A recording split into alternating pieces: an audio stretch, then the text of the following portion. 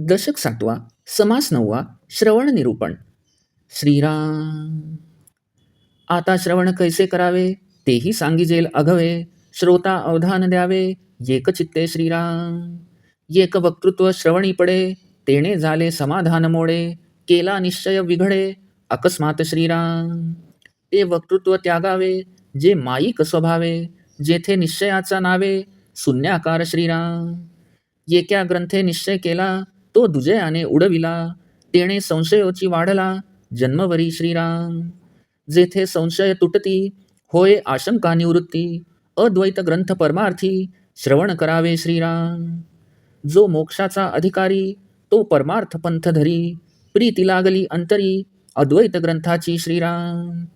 जेणे सांडिला इहलोक, जो परलोकीचा साधक. तेणे पहावा विवेक, अद्वैत शास्त्री श्रीराम.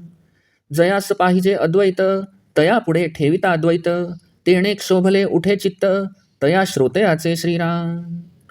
आवडी सारिखे मिळे, तेणे सुखची उचंबळे. नाही तरी कंटाळे, मानस ऐकता श्रीराम. ज्याची उपासना जैसी, त्यासी प्रीती वाटे तैसी. तेथे वर्णिता दुजे आसी, प्रशस्त न वटे श्रीराम. प्रीतीचे लक्षण ऐसे, अंतरी उठे अनायासे. पाणी पाण वाटे जैसे, आपणची धावे श्रीराम. तैसा जो आत्मज्ञानी नर, तयास नावडे इतर. तेथे पाहिजे सारासार, विचारणा ते श्रीराम. जेथे कुळदेव्या भगवती, तेथे पाहिजे सप्तशती. इतर देवांची स्तुती, कामा नये सर्वथा श्रीराम. घेता अनंताच्या व्रता, तेथे न लगे भगवत गीता. साधुजनासी वारता, फळाशेची नाही श्रीराम. वीर कंकण घालिता नाकी, परी ते शोभा पावे नाकी. जेथील तेथे आणकी, कामा नये सर्वथा श्रीराम. नाना महात्मे बोलिली, जेथील तेथे वंद्य झाली. विपरीत करून वाचिली, तरी ते विलक्षण श्रीराम. मल्हार महात्म्य द्वारकेसी, द्वारका महात्म्य नेले काशी. काशी महात्म्य व्यंकटेसी, शोभा न पवे श्रीराम. ऐसे सांगता असे वाड, परी जेथील तेथेची गोड. तैसी ज्ञानी आस चाड, अद्वैत ग्रंथाची श्रीराम. योगियान पुढे रहाण, परीक्षवंता पुढे पाषाण. पंडिता पुढे डफगाण, शोभा न पवे श्रीराम. वेदज्ञा पुढे जती, निस्पृहा पुढे फळश्रुती. ज्ञानियान पुढे पोथी, कोकशास्त्राची श्रीराम. ब्रह्मचर्या पुढे नाचणी, रासक्रीडा निरूपणी. राजहंसा पुढे पाणी, ठेविले जैसे श्रीराम. तैसे अंतर्निष्ठान पुढे, ठेविले शृंगारिक टिपडे. तेणे त्याचे कैसे घडे, समाधान श्रीराम. रायास रंकाची आशा, तक्र सांगणे पियुषा. संन्याशी वोवसा, उचिष्ट चांडाळी श्रीराम. कर्मनिष्ठा वशीकरण, पंचाक्षरी निरूपण. तेथे भंगे अंतःकरण, सहजची त्याचे श्रीराम. तैसे परमार्थिक जन, तयास नसता आत्मज्ञान. ग्रंथ वाचिता समाधान, होणार नाही श्रीराम. आता असो हे बोलणे, जयासी स्वहित करणे. तेणे सदा विचरणे, अद्वैत ग्रंथी श्रीराम. आत्मज्ञानी एकचित्त, तेणे पाहणे अद्वैत. एकांत स्थळी निवांत, समाधान श्रीराम. बहुत प्रकारे पाहता, ग्रंथ नाही अद्वैता परता. परमार्थास तत्वता, तारूच की श्रीराम. इतर जे प्रपंचिक, हास्य विनोद नवरसिक. हित नवे ते पुस्तक, परमार्थासी श्रीराम. जेणे परमार्थ वाढे, अंगी अनुताप चढे. भक्ती साधन आवडे, त्यानाव ग्रंथ श्रीराम. जो ऐकताच गर्व गळे, काते भ्रांतीच मावळे. नातरी एकसरे वोळे, मन भगवंती श्रीराम. जेणे होय उपरती, अवगुण पालटती. जेणे चुके अधोगती, त्यानाव ग्रंथ श्रीराम. जेणे धारिष्ट चढे, जेणे परोपकार घडे. जेणे विषय वासना मोडे, त्यानाव ग्रंथ श्रीराम. जेणे परत्र साधन, जेणे ग्रंथे होय ज्ञान. जेणे होई जे पावन, यानाव ग्रंथ श्रीराम. ग्रंथ बहुत असती, नाना विधाने फळश्रुती. जेथे नुपजे विरक्ती भक्ती, तो ग्रंथची नवे श्रीराम. मोक्षे विण फळश्रुती, ते दुराशेची पोथी. ऐकता ऐकता पुढती, दुराशाची वाढे श्रीराम. श्रवणी लोप उपजेल जेथे, विवेक कैचा असेल तेथे, बैसली दुराशेची भूते, तया अधोगती श्रीराम. ऐकोनीच फळश्रुती, पुढे तरी पावो न म्हणती, तया जन्म अधोगती, सहजची झाली श्रीराम. नाना फळे पक्षी खाती, तेणेची तया होय तृप्ती, परी त्या चकोराचे चित्ती, अमृत वसे श्रीराम. तैसे संसारी मनुष्य, पाहे संसाराची वास, परी ते भगवंताचे अंश, भगवंतची इच्छिती श्रीराम. ज्ञानियास पाहिजे ज्ञान, भजकास पाहिजे भजन, साधकास पाहिजे साधन, इच्छे सारखे श्रीराम. परमार्थ्यास परमार्थ, स्वार्थ्यास पाहिजे स्वार्थ, कृपणास पाहिजे अर्थ, मनापासून श्रीराम. योगी असं पाहिजे योग, भोगी असं पाहिजे भोग, रोगी असं पाहिजे रोग, हरती मात्रा श्रीराम. कवीस पाहिजे प्रबंध, तार्किकास तर्कवाद, भाविकास संवाद, गोड वाटे श्रीराम. पंडितास पाहिजे व्युत्पत्ती, विद्वांसास अधेन प्रीती, कळावंता आवडती, नाना कळा श्रीराम. हरिदासा आवडे कीर्तन, सुचिस्मंता संध्या स्नान, कर्मनिष्ठा विधिविधान, पाहिजे ते श्रीराम. प्रेमळास पाहिजे करुणा, दक्षता पाहिजे विचक्षणा, चातुर्य पाहे शहाणा, आदरेसी श्रीराम. भक्त पाहे मूर्ती ध्यान, संगीत पाहे ताळ ज्ञान, रागज्ञानी तानमान, मूर्छना पाहे श्रीराम. योगाभ्यासी पिंड ज्ञान, तत्वज्ञासी तत्वज्ञान, नाडीज्ञानी मात्रा ज्ञान, पहा तुसे श्रीराम. कामिक पाहे कोकशास्त्र, चेटकी पाहे चेटक मंत्र, यंत्री पाहे नाना यंत्र, आदरेसी श्रीराम. टवाळा आवडे विनोद, उन्मत्तास नाना छंद, तामसास अप्रमाद, गोड वाटे श्रीराम. मूर्ख होय नादलुब्धी, निंदक पाहे उणी संधी, पापी पाहे पापबुद्धी, लावून अंगी श्रीराम. एका पाहिजे रसाळ, एका पाहिजे पाल्हाळ, एका पाहिजे केवळ, साबडी भक्ती श्रीराम. आगमी पाहे आगम, शूर पाहे संग्राम, एक पाहती नाना धर्म, इच्छे सारखे श्रीराम. मुक्त पाहे मुक्त लीळा, सर्व पाहे सर्व कळा, ज्योतिषी भविष्य पिंगळा, वर्णू पाहे श्रीराम. ऐसे सांगावे ते किती, आवडी सारखे ऐकती, नाना पुस्तके वाचिती, सर्व काळ श्रीराम. परी परत्र साधने विण, म्हणो नये ते श्रवण, जेथे नाही आत्मज्ञान, तया नाव कर्मणा श्रीराम. गोडी विण गोडपण, नाके विण सुलक्षण, ज्ञाने विण निरूपण, बोलोची नये श्रीराम. आता असो हे बहुत, ऐकावा परमार्थ ग्रंथ, परमार्थ ग्रंथे विण व्यर्थ, गथा गोवी श्रीराम. म्हणून नित्यानित्य विचार, जेथे बोलिला सारा सार, तोची ग्रंथ पैल पार, पाववी विवेके श्रीराम. इति श्री दासबोधे गुरुशिष्य संवादे श्रवण निरूपण नाम समास 9 समाप्त.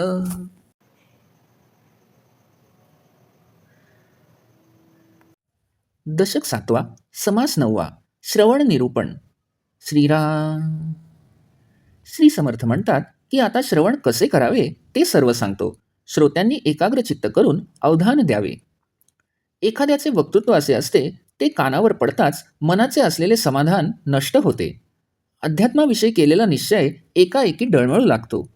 जे वक्तृत्व निश्चयाच्या नावाने शून्याकार असते व स्वाभाविकपणे माईक असते, ते ऐकूच नव्हे.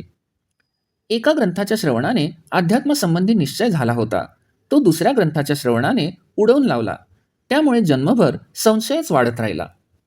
जे श्रवण केले असता सर्व संशय नाहीसे होतात, मनातील शंकांचे निरसन होते, ते परमार्थाचे ज्ञान करून देणारे अद्वैत ग्रंथ श्रवण करावेत.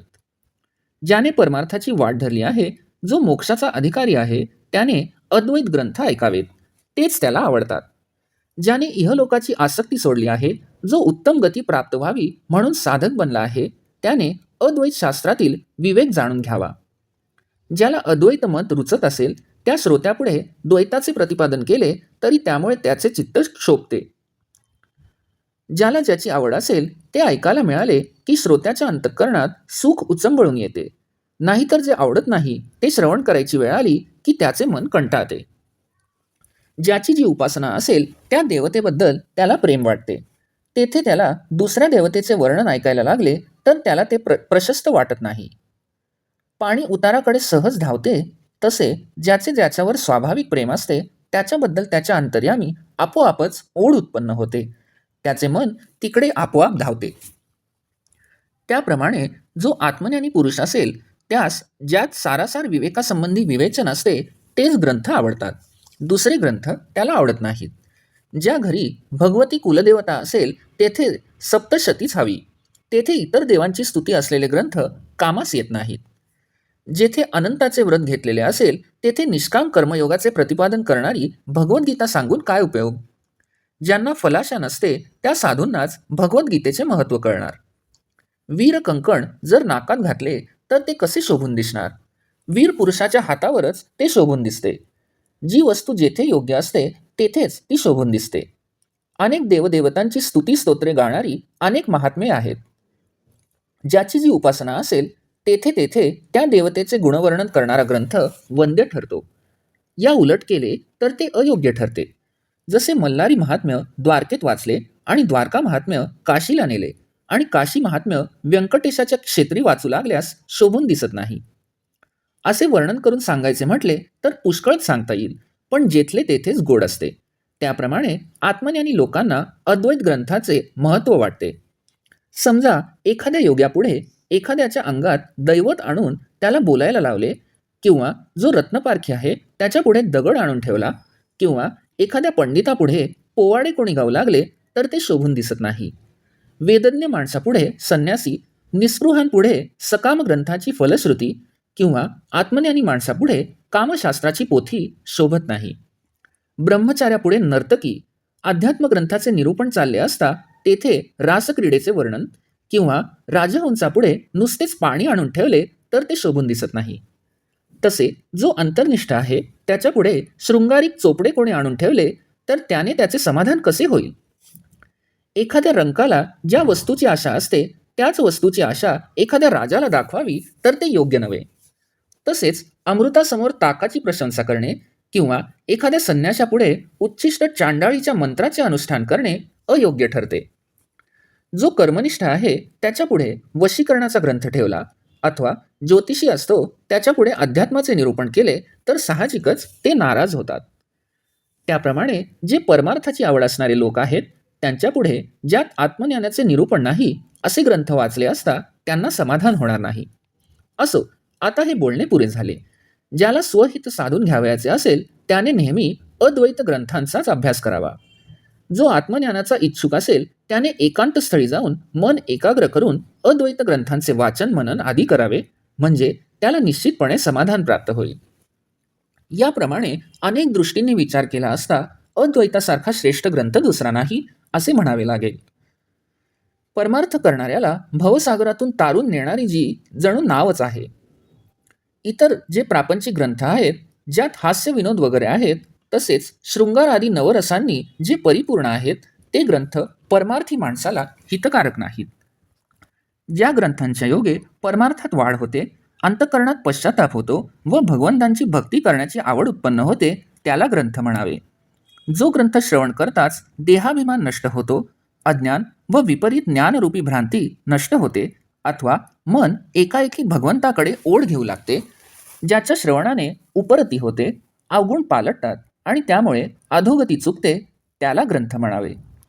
ज्या ग्रंथाच्या श्रवणाने अंगी धारिष्ट उत्पन्न होते, हातून परोपकार घडू लागतो आणि विषय वासना नष्ट होते, तोच खरोखर ग्रंथ म्हणावा. ज्याच्या श्रवणाने परत्र साधना घडते, आत्मज्ञान होते व साधक पवित्र होतो, त्यास ग्रंथ म्हणतात. तसे ग्रंथ अनेक असतात, त्यात अनेक विधिविधाने सांगून फलश्रुतींचे वर्णनही केलेले असते, पण ज्याच्या श्रवणाने विरक्ती व भक्ती उत्पन्न होत नाही तो तर ग्रंथच नव्हे. ज्या ग्रंथात मोक्षाशिवाय अन्य फलश्रुती दिलेल्या असतात त्या पोथ्या म्हणजे दुराशेच्या पोथ्या समजाव्यात. जसजसे त्यांचे श्रवण घडत जाते तसतशी मनात दुराशाच वाढू लागते. ज्या ग्रंथांच्या श्रवणाने लोभ वाढू लागतो तेथे सारासार विवेक कसा उत्पन्न होणार. ते ग्रंथ ऐकून दुराशेची भूते मानगुटीवर बसतात व त्यामुळे अधोगती मात्र होते. फलश्रुती ऐकून या जन्मी नाही तर पुढील जन्मी तरी हे फळ मिळेल असे जे म्हणतात त्यांना आपोआपच परत जन्म घ्यावाच लागतो व अशा प्रकारे त्यांची अधोगतीच होते. निरनिराळे पक्षी असतात, ते नाना प्रकारची फळे खातात व त्यामुळे त्यांची तृप्ती होते. पण एक चकोर पक्षी असा आहे, तो इतर कशाची आशाच करीत नाही. त्याच्या चित्तात सदैव चंद्रामृताचा ध्यास असतो. त्याप्रमाणे संसारी माणसे संसाराचीच सोय पाहतात. तो सुखाचा कसा होईल ह्याचीच त्यांना उत्कंठा असते. पण जे भगवंताचे अंश म्हणजेच भक्त असतात ते भगवंताचीच इच्छा धरतात. भगवंताची प्राप्ती कशी होईल हाच एक ध्यास त्यांना लागलेला असतो. ज्ञानी माणसाला ज्ञानच हवे असते, भजकाला म्हणजे भक्ताला भजन हवे असते आणि साधकाला इच्छेसारखे साधन हवे असते. ज्यास परमार्थाची आवड असते म्हणजेच जो परमार्थी असतो त्याला परमार्थ हवा असतो. स्वार्थी असेल त्याला आपला स्वार्थ कसा साधेल हीच एक चिंता असते. तर जो कंजूस मनुष्य असेल त्याला मनापासून द्रव्याचीच अपेक्षा असते. योगी मनुष्यास योगच हवा असतो, भोगी माणसांना भोगच हवे असतात, तर रोगी माणसांना रोगहरण करणारी औषधे हवे असतात. जे कवी असतील त्यांना प्रबंध आवडतात, तार्किक माणसास तर्कवाद करावयास हवा असतो, भाविकांना भगवत चरित्रातील सुखसंवाद गोड वाटतो. पंडित लोकांना व्युत्पत्तीची गोडी असते, विद्वानांना अध्ययनाची प्रीती असते, तर कलावंतांना नाना कला आवडतात. हरिदासांना कीर्तन आवडते, धार्मिक लोकांना संध्यास्नान आवडते, तर कर्मनिष्ठांना वैदिक अनुष्ठान पाहिजे असते. प्रेमळ लोकांना करुणा हवी असते, विचारवंतांना दक्षता हवी असते, तर शहाण्या माणसांना चातुर्याबद्दल आदर असतो. भक्ताला मूर्तिध्यान आवडते, संगीतज्ञ असेल तो तालज्ञानाकडे लक्ष देतो, तर रागज्ञानी असेल तो तानमान मूर्छना आदींकडे लक्ष देतो. योगाभ्यासी पिंडज्ञानाचा विचार करतात, तत्वज्ञ तत्वज्ञानासंबंधी विचार करतात, तर नाडीज्ञानी असतात ते औषधी मात्रांचे ज्ञान जाणून घेतात.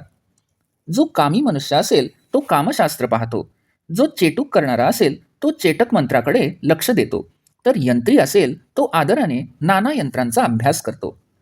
टवाळखोर लोकांना विनोद आवडतो, उन्मत्त असेल तो नाना छंद करतो, तर तामस माणसाला अमर्याद मस्तीच गोड वाटते. मूर्ख असेल तो नादावर लुब्ध होतो, जो निंदक असतो तो लोकांचे उणे काढण्याची संधी शोधत असतो, व पापी असेल तो अंगी पापबुद्धी लावून घेत असतो. एखाद्याला रसाळ ग्रंथ आवडतो, कुणा एखाद्याला पाल्हाळ पाहिजे असते, तर कुणाला केवळ भोळी भक्ती हवी असते. तांत्रिक असतात ते तंत्रशास्त्र पाहतात, शूर असतात त्यांना युद्ध हवे असते, तर कोणी इच्छेप्रमाणे नाना धर्मांचा अभ्यास करतात. मुक्त असेल त्याला मुक्तावस्थेबद्दल औत्सुक्य असते, सर्वज्ञ असेल तो कौतुकाने सर्व कलांचे निरीक्षण करतो, तर ज्योतिषी असेल तो पिंगळा पक्षाच्या आवाजावरून भविष्य सांगण्याचा प्रयत्न करीत असतो. असे किती म्हणून वर्णन करावे. ज्याला जे आवडते ते तो श्रवण करतो आणि सर्वदा नाना पुस्तके वाचत असतो. पण ज्या ग्रंथात आत्मज्ञान नसेल ते ग्रंथ ऐकणे म्हणजे श्रवण नव्हे, ती केवळ करमणूकच होय. ज्यात गोडी नाही त्या वस्तूला गोड कसे म्हणावे. ज्याला नाकच नसेल त्याला सुलक्षणी कसे म्हणता येईल.